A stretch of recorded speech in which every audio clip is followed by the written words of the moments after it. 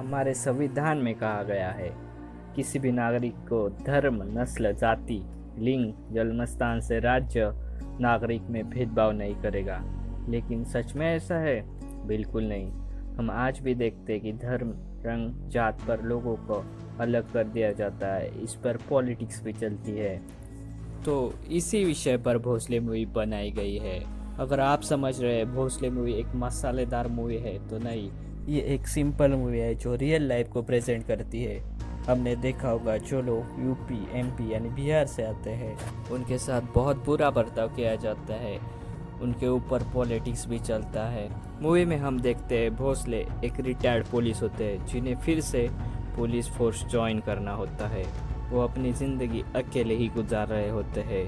दूसरी तरफ हम देखते हैं कि चौल में विलास नाम का एक शख्स होता है जो एक टैक्सी ड्राइवर होता है, जिसे पॉलिटिक्स में जाना होता है। इसीलिए वो महाराष्ट्र के बाहर से आए लोगों को टारगेट करके अपने लोगों में अच्छा बनने की कोशिश कर रहा होता है।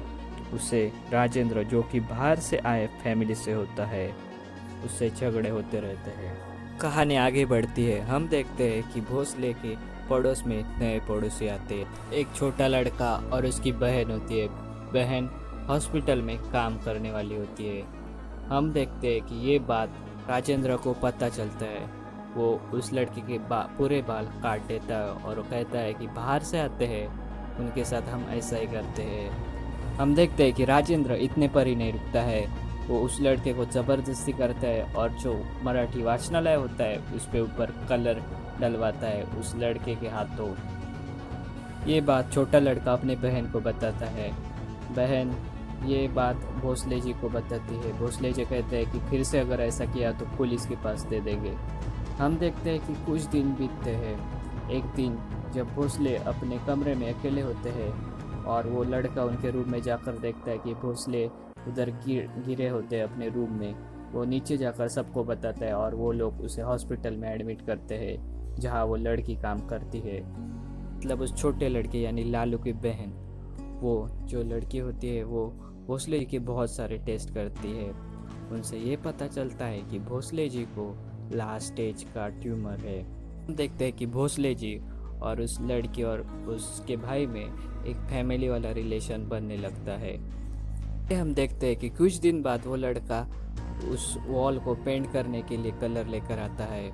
अब भोसले जी और वो लड़का मिलकर वो वॉल कलर कर देते हैं। अगली सुबह हम देखते हैं कि विलास जब चौल में आता है तब देखते हैं कि वॉल को पहले से ही कलर किया है, लेकिन वो वहाँ खड़े लोगों को बताने लगता है कि उसने और जो मराठी लड़के थे उन्होंने मिलकर ये कलर किया है। हम देखते हैं कि ये बात सुनकर लालू आता है। वो कहता है कि आप ये क्या कह रहे हैं।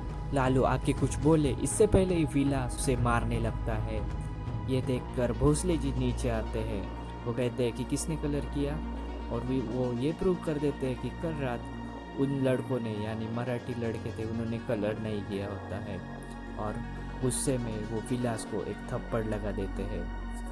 हम देखते हैं कि भोसले जी वहाँ बड़े होने के कारण उनके सामने कोई कुछ नहीं करता है।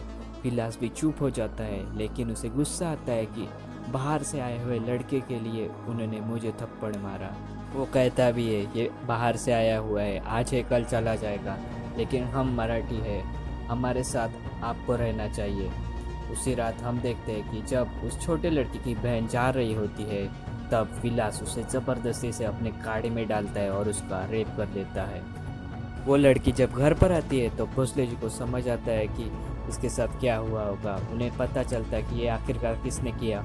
वो गुस्सा हो जाते हैं और वहाँ जाते हैं जहाँ विलास हमेशा टैक्सी लगा करता है।